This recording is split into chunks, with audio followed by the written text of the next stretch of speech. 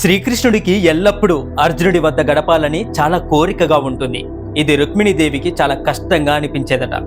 రుక్మిణీదేవి చాలాసార్లు శ్రీకృష్ణుడితో ఇలా అంటూ ఉండేది, కృష్ణ, మీకు సేవ చేసేందుకు నేను ఎల్లప్పుడూ సిద్ధంగానే ఉంటున్నాను కదా, అయినా మీరు అర్జునుని వద్దకే ప్రతిరోజు పరిగెడుతున్నారు. అర్జునునిలో ఉన్న గొప్పతనం ఏమిటి కృష్ణ అని అడుగుతూ ఉండేది. ఈ విధంగా రుక్మిణీదేవి చాలాసార్లు అడుగుతూ తనలో తానే చాలా చింతించేది. ఒకరోజు ఎప్పటిలాగే శ్రీకృష్ణుడు అర్జునుడి వద్దకు వెళ్ళడానికి సిద్ధమవుతున్నాడు. కానీ ఆ రోజు యాదవులకు శ్రీకృష్ణుని అవసరం ఎంతో ఉంది. ఏదో ఒక కార్యక్రమానికి శ్రీకృష్ణుడు అధ్యక్షత వహించాలి. దానికోసం రుక్మిణీదేవి మిగతా రాణులందరూ కలిసి శ్రీకృష్ణుడిని ఉండమని పట్టుపట్టారు. ఆపడానికి రకరకాలుగా ప్రయత్నం చేశారు. కానీ శ్రీకృష్ణుడు ఎవరి మాటలు లెక్క పెట్టకుండా అర్జునుడి దగ్గరికి వెళ్ళిపోయాడు. శ్రీకృష్ణుడు వెళ్ళేసరికి అర్జునుడు అప్పుడే అడవిలో వేటకు వెళ్ళొచ్చి అలసిపోయి తలస్నానం చేసి శయ్య మీద విశ్రాంతి తీసుకుంటున్నాడు. తలకురులను ద్రౌపదీదేవి తన వేళ్లతో సవరిస్తూ ఆరబెడుతూ ఉంది.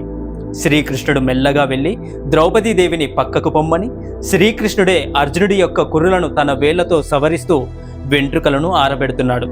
ఎంత ప్రయత్నం చేసినా ఆగకుండా వెళ్ళినందుకు రుక్మిణీదేవికి కోపం వచ్చి శ్రీకృష్ణుడి వెనకాలే వచ్చింది. అంతలా అక్కడ శ్రీకృష్ణుడు ఏం చేస్తాడో చూడాలని వెంటనే అర్జునుడి మందిరంలోకి వెళ్ళింది రుక్మిణీదేవి. అక్కడ అర్జునుడి తలకూరులను సవరిస్తూ ఉన్న శ్రీకృష్ణుడిని చూసింది. అలా చేస్తున్న శ్రీకృష్ణుడిని చూడగానే రుక్మిణీదేవికి కోపం వచ్చింది. కానీ శ్రీకృష్ణుడు రుక్మిణీదేవికి సైగ చేసి ష్ అని నోటి మీద వేలు వేసుకొని అర్జునుడి యొక్క నిద్రకు ఆటంకం కలిగించవద్దన్నాడు.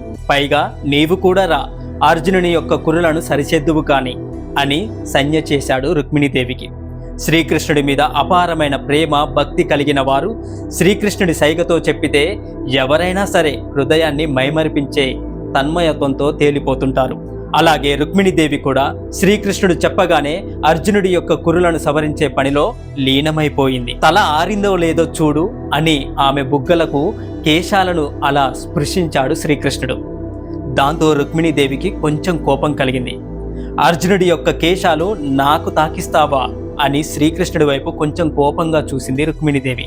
కానీ చూడు అని శ్రీకృష్ణుడు మళ్ళీ సైగ చేశాక ఆమె అలా అర్జునుడి యొక్క కురులను బుగ్గన ఆనించి చూచింది. ఆ కుర్రల నుండి శ్రావ్యమైన శబ్దం కృష్ణ కృష్ణ అని వినిపిస్తుంది.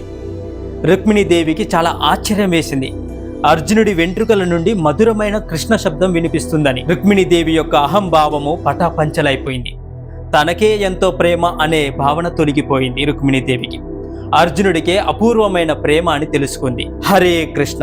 మీకు ఈ వీడియో నచ్చితే హరే కృష్ణ అని కామెంట్ చేయండి. Please do subscribe.